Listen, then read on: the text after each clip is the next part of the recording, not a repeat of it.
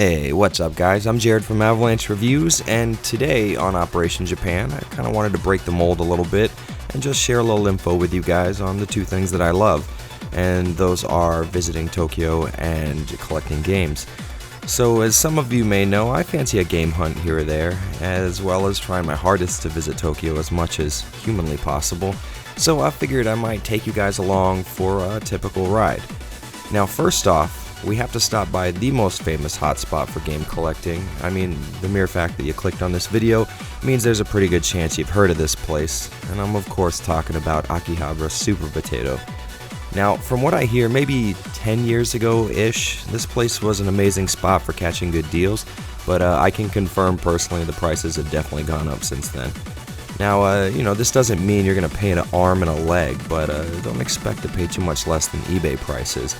The good news is you will be saving a good $15 on shipping, so it still ends up on the low end of things. So the real reason you're going to want to visit Super Potato over the hundreds of game shops in Akihabara is the selection. I mean, this place is packed full of stuff you may have never even seen before.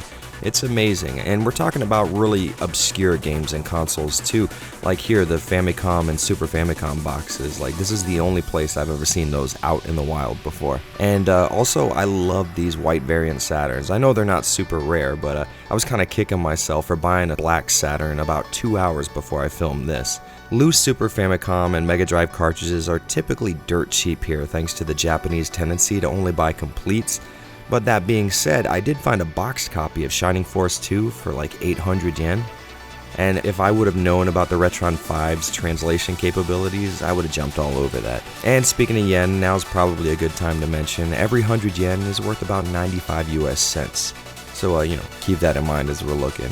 As usual, PS1 and PS2 games will cost you almost nothing, barring some kind of really rare releases or bullet hell shooters, which works out great for me. At the end of the day, you come to Super Potato for this huge selection and, most of all, this amazing atmosphere. I mean, everywhere you turn, there's a really cool display or a piece of classic gaming history right there in front of your face.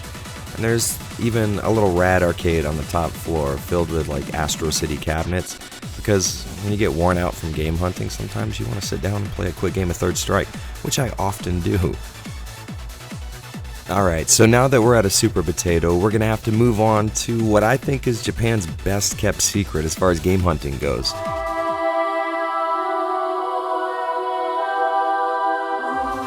These book-off chains are a chain of stores that you can find almost anywhere in Japan, but if you're in Tokyo, rest assured you are almost always 10 minutes away from one. And before we go on, a little bit of thanks is due to Jimmy Hoppa over at the Import Gaming for the Win channel for turning me on to these bad boys. So, what is a book-off? Well, it's kind of hard to explain. I guess it's a second-hand store, like a pawn shop combined with a Goodwill, is the best way that I can describe it. If you find yourself in a book-off, you'll find manga, DVDs, electronics, and most importantly, video games. Since each area is different, it's kind of hard to generalize, but in my travels, I've found most of the Tokyo book-offs have an assload of PS2 games. Which, of course, doesn't mean you're not going to find anything else, but if you do have a Japanese PS2, then you're going to be in heaven. Now, that being said, a store in a busy ward will likely have more games than even the most well-stocked US game reseller you've ever seen, so if you happen to stumble upon one of these stores, my advice is to go straight to the plastic bins. Typically, this stuff is what they're trying to get rid of, and you're bound to find something cool in there. Now, among all this praise, I do have to warn you that Japan has sadly caught on to eBay pricing, so you're still going to find the heavy hitters like, let's say, Mega Man X or Super Castlevania. They're still going to be behind glass and carrying a pretty hefty price tag, but rest assured, they're still going to be way below the price of a US card. Moving away from games and on to consoles, I can tell you right now that if you're looking for something, chances are a book-off has it somewhere in Tokyo. There's all kinds of secondhand stuff in here, Wii's and PSP's and PC Engines, which I really wish I would have gotten one of. But they have a giant selection, and all you have to do is take a couple of trains, visit a couple of locations, and you're almost guaranteed to find what you're looking for. So guys, I guess the point is, if you're currently in or planning a future trip to Japan, I would look up a couple of book-off locations near you. These places are like game collecting heaven, and your chances of finding a sweet deal are almost guaranteed. And with that, I think that's about it for now. But if you get into these kind of episodes of Operation Japan, let me know in the comments and maybe share them around, because I really want to know what you guys want to see out of this show, and I want to keep making it. So make sure to let me know and sound off in the comments. And until next time, I'll see you guys later.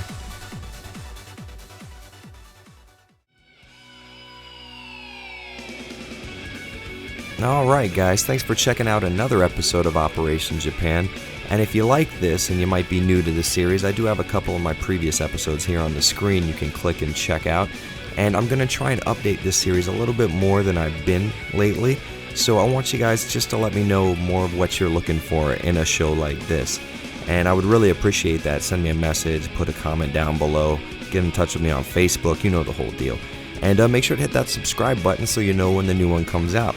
So I'll see you guys later. Thanks for checking it out.